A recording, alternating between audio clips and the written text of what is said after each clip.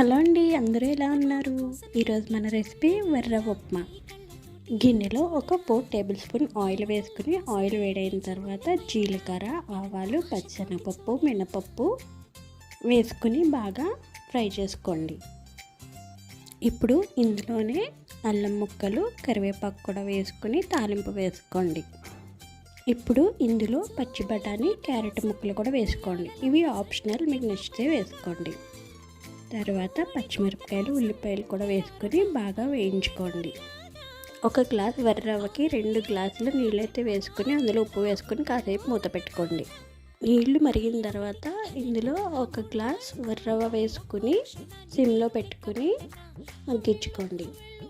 ఈ ఉప్మా పెసరపప్పు వేసుకుని చేసుకుంటే చాలా బాగుంటుందండి. అది నెక్స్ట్ టైం చేస్తాను. వాటర్ క్వాంటిటీ కరెక్ట్గా తీసుకుంటే ఈ విధంగా పొడి పొడిలాడుతూ ఉప్మా వస్తుంది. ఉప్మా రెడీ అయ్యింది. Bye bye.